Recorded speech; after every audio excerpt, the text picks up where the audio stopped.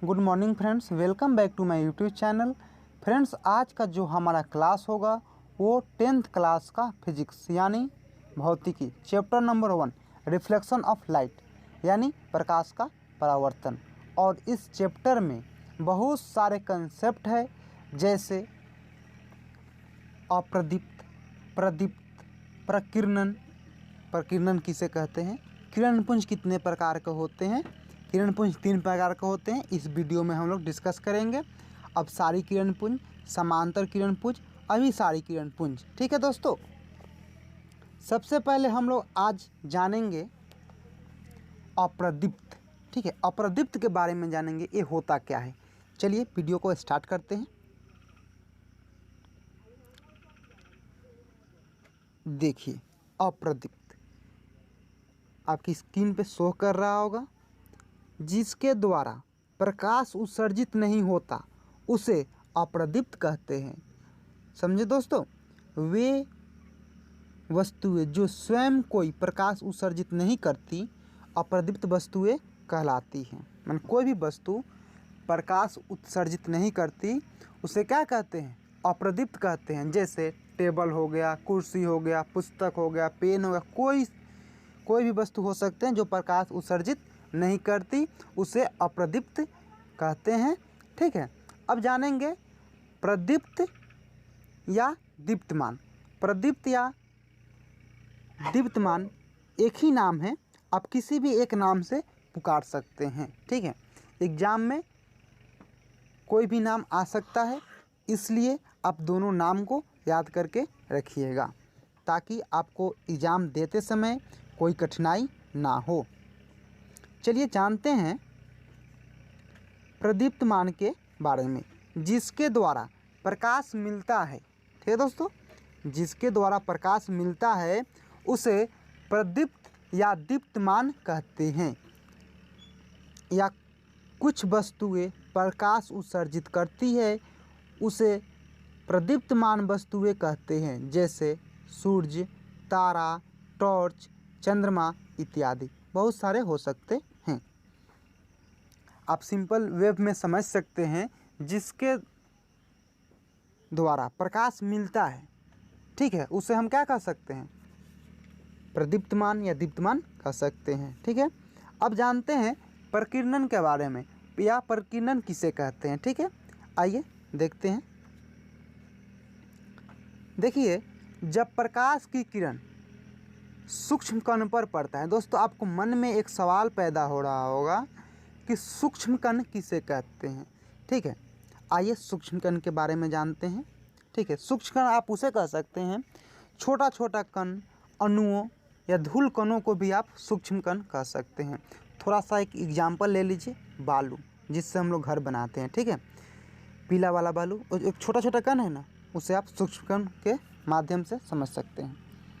देखिए, जब फिर से मैं क्वेश्चन रिपीट कर रहा हूँ, आंसर, जब प्रकाश की किरण सूक्ष्म कण पर पड़ता है तो वे कण प्रकाश के कुछ ऊर्जा को अवशोषित कर लेते हैं, फिर उसे चारों ओर उत्सर्जित करते हैं। उत्सर्जित यानी बांटना। इसी घटना को प्रकाश का प्रकीर्णन कहते हैं।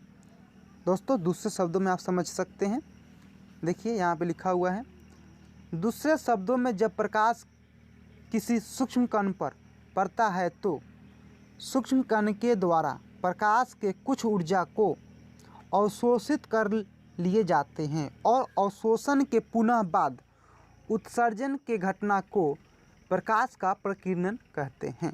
ठीक है दोस्तों, अब देखिए नेक्स्ट क्या है, प्रकाश की किरण किसे कहते हैं। आइए इनके बारे में जानते हैं। एक सरल रेखा में, सरल रेखा बोले तो सीधी रेखा में, ठीक है, देखिए एक सीधी रेखा में, यहाँ पे फिगर बनाया गया है, एक सीधी रेखा में चलने वाले प्रकाश को बोले तो लाइट, प्रकाश की किरण कहते हैं। किरण को इंग्लिश में क्या बोलते हैं, रे। ठीक है, आप लोग इसे याद करते चलिएगा, 12th क्लास में आपको पढ़ने में और समझने में बहुत ही लाभदायक होगा, समझ में आएगा। अब देखिए किरण पुंज किसे कहते हैं। ठीक है, किरण पुंज के बारे में जानते हैं। किरण पुंज के दोस्तों किरणों के समूह को किरण पुंज कहते हैं। ठीक है, किरणों के समूह को क्या कहते हैं? किरण पुंज कहते हैं। किरण पुंज कितने प्रकार के होते हैं? 3 प्रकार के होते हैं। कौन कौन? देखिए यहाँ पे लिखा हुआ है, अपसारी किरण पुंज, समांतर किरण पुंज, अभिसारी किरण पुंज। ठीक है, अब जानते हैं हम लोग अपसारी किरण पुंज के बारे में। देखिए, एक बिंदु से जब प्रकाश की किरणें अनेक दिशाओं में फैल जाती है उसे अपसारी किरण पुंज कहते हैं। देखिए, एक बिंदु हुआ, एक बिंदु से अनेक दिशाओं में प्रकाश फैल रहा है, उसे क्या कहेंगे? अपसारी किरण पुंज कहेंगे। ठीक है, अब देखिए 2 नंबर में समांतर किरण पुंज। ठीक है, समांतर किरण पुंज किसे कहते हैं? आइए इनके बारे में जानते हैं थोड़ा। जिस किरण पुंज की सभी किरणें, कोई भी किरण पुंज हो जिसकी सभी किरणें आपस में समांतर होती है उसे समांतर किरण पुंज कहते हैं। ठीक है, यहाँ पे देख सकते हैं ये फिगर,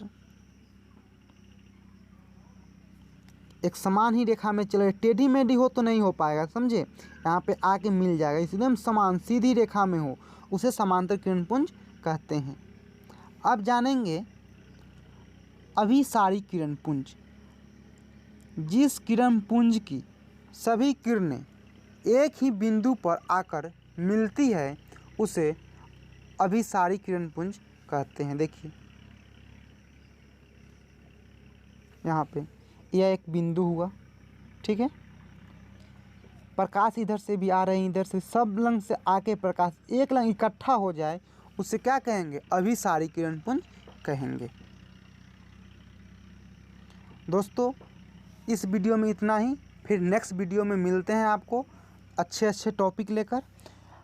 आप इस वीडियो को अधिक से अधिक शेयर करें, सब्सक्राइब करें।